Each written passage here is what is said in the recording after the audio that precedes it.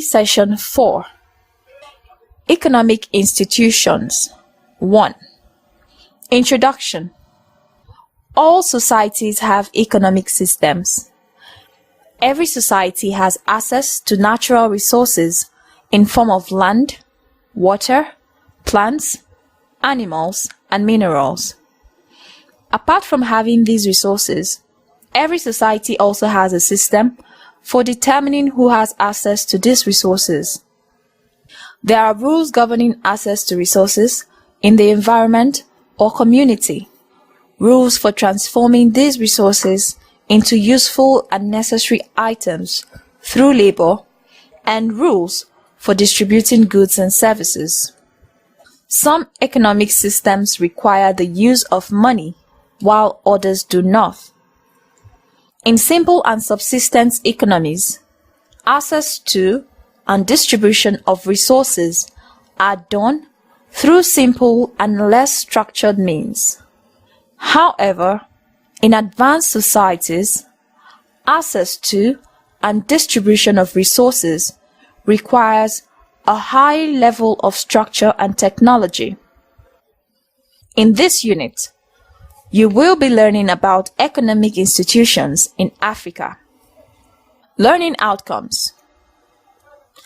At the end of the lecture, students should be able to 1. Define and use correctly all of the key words printed in bold. 2. Identify the division of labor and explain how it is a feature of the economic institutions. 3. Discuss pastoralism and cattle rearing in Africa, especially in East and West Africa. 4. Explain the role of land in African indigenous societies. The meaning of economic institution and division of labor. What is economic institution? Economic institutions deal with the gathering and the reallocation of resources in the society. It is a medium by which members of the society interact with their environment. Among primitive and peasant societies in Africa, the economic system was largely subsistent. They depended on hunting for animals, gathering of fruits and vegetables. At some point, they were into rearing of animals and practiced subsistent farming, which involved simple technologies. Among these primitive people, many of the goods they consumed were produced by the people themselves. They produced their own foods, shelter, and clothing.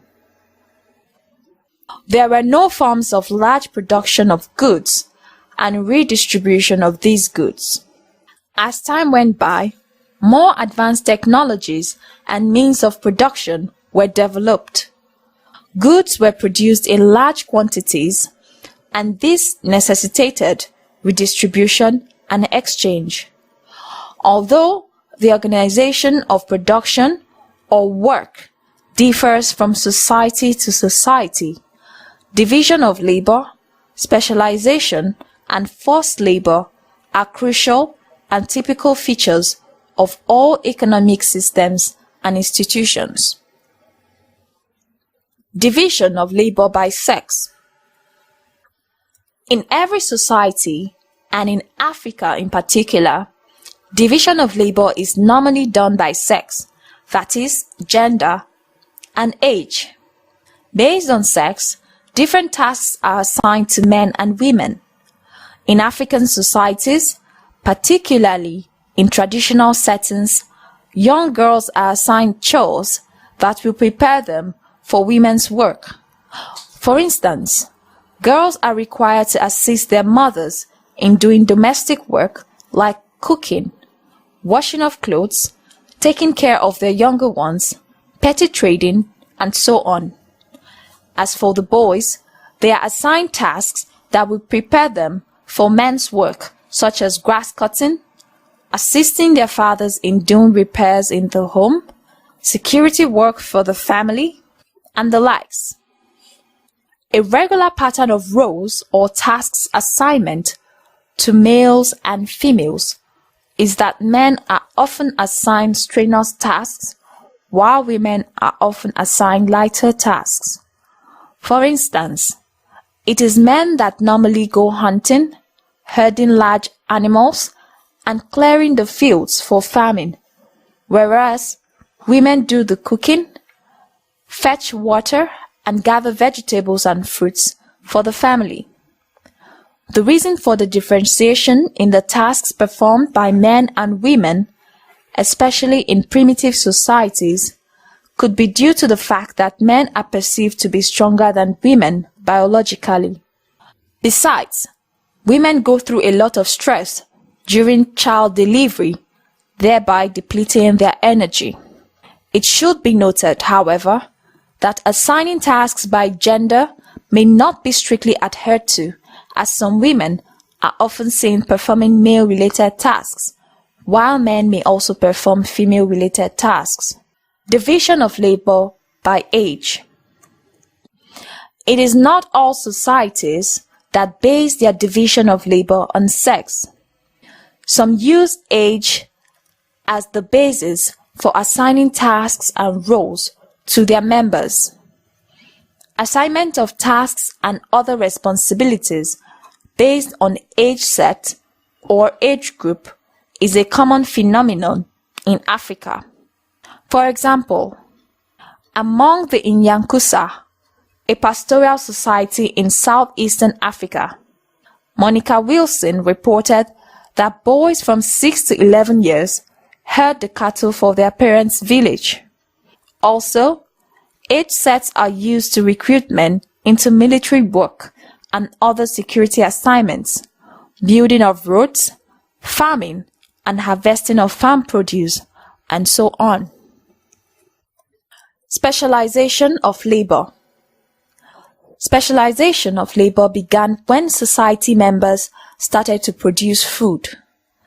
Increase in productivity gave men in the society some free time away from subsistent activities, and they could therefore devote time to developing and perfecting particular skills or crafts such as pottery, house building, basket weaving, and the likes. In exchange for their products or services, these individuals were given foods or other gifts.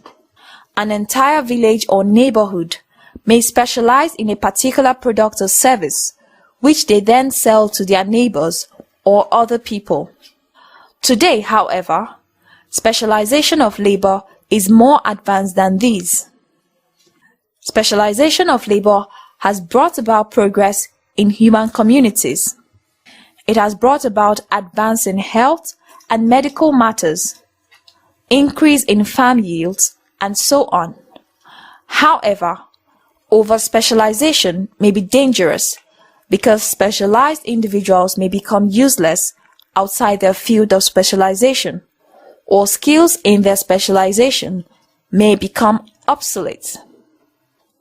For instance, an individual who specializes in constructing rat traps 10 or 15 years ago will be rendered jobless in this current time due to the development of faster and less dangerous rat trap devices. Forced labor. Forced labor was unknown when societies were still practicing hunting and gathering and horticultural economy. However, forced labor became prominent when economies of societies became agriculturally based and industrialized. For instance, in feudal societies, a landowner of an estate often demanded a certain percentage of a serf's harvest, or demanded that the serf work for him for a certain number of days for using his land for farm work. In some parts of Africa, a commoner is forced to work on the farm plots owned by the state and by the temple apart from his own farm plot. In the past, in West Africa, and in Africa in general, powerful kings and chiefs demanded forced labor from their subjects and servants. In this modern age, forced labor is practiced indirectly, which sometimes comes in form of tax payment. It is mandatory for every working member of a society to pay a certain percent of his or her earnings to the government. Rearing of livestock. African indigenous economy involves the rearing of livestock, the relation between people and livestock, food production, and so on. Livestock in Africa has various uses, of which the most important are those of food and production of young ones, which have monetary value. Livestock in pastoral Africa includes animals such as horses, camels, goats, and sheep, and less important ones like chicken. African indigenous economies. Pastoralism and cattle rearing in Africa, East and West Africa. Pastoral societies are those who practice subsistence agriculture by grazing livestock. The most important criterion in the definition of pastoral people is the organization of their social life around the needs of their herds of cattle. Pastoral economies are based on domestication of herds of animals. However, members of these societies get their own agricultural products through trade or through their own agricultural cultivation. Pastoralists raise and care for livestock like cows, camels, goats, sheep, and so on. Pastoral economic system is mobile in nature. It requires moving the herds in search of fresh pasture and water. Pastoralism is found in many variations in Africa. Pastoral technology. The technology of pastoralism is simple and is largely dependent on rearing of animals. On the level of subsistence, pastoralists are merely farmers who specialize in herding animals. Normally, this specialization includes a good deal of specialized knowledge about animal husbandry, pasture, and land transportation technology, exceeding that of their farming neighbors, but not dramatically. Contrariwise, although many pastoralists also farm, they are generally not experts. Few pastoral people subsist entirely on animal products. There is a tribe in Nigeria popularly known for livestock and pastoral farming. Who do you think they are? They are called the Fulanis. They are popularly known for cattle rearing in Nigeria. They roam around mostly the southern part of Nigeria, seeking greener pasture for their livestock. Social organization. Virtually all pastoral societies are built around patrilineal kinship groups. The minimal functional unit of such societies is usually a co-residential patrilineal unit of varying dimensions dependent on ecological variables and political history. The sexual division of labor is sharply marked in pastoral societies. First of all, men are often largely responsible for herding large stock, such as cattle, whereas women engage in handicrafts, food production and processing, small stock herding, goats and sheep, and the milking of livestock at camps. The division of labor is underlined by the grossly disproportionate emphasis on masculinity in these societies. Herding large animals is rough, dangerous, and uncomfortable, and a cult of masculinity is perhaps functional, even without considering warfare. The more complex pastoral societies support a certain variety of specialized roles, besides the basic male herdsman and female craft or food processing ones. Land in indigenous African societies. Land is a critical factor in natural and human-managed production systems in Africa. It influences the level of natural capital, social and economic development. These resources are just as important at the household level as they are at national and global levels. In Uganda, for example, land constitutes about 50 to 60% of the asset endowment of the poorest households. Land in Africa is used for many activities such as agriculture, forestry, and animal husbandry. Other uses of land are for mining and oil extraction. It is critical in providing shelter and other essential goods and services. It is also an important means of earning a livelihood.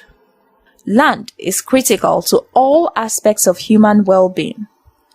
It provides food and health, and it underlies many social and cultural systems.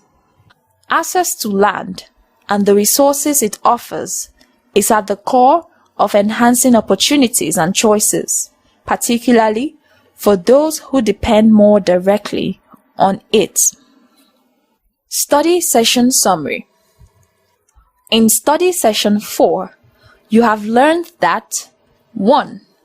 Economic institutions deal with the gathering and reallocation of resources in the society, and that there are various modes of exchange in collecting and reallocating these resources. 2. African indigenous economy involves the rearing of livestock, food production, and so on. 3. Pastoral economies are based on domestication of herds of animals. However, members of these societies get their own agricultural products through trade or through their own agricultural cultivation. 4. Land is critical to all aspects of human well-being in Africa. It serves as a source of livelihood. It provides food and health, and it underlies many social and cultural systems.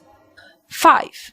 Market is a medium through which goods and services are distributed in the society. That ends Study Session 4. Thank you for listening.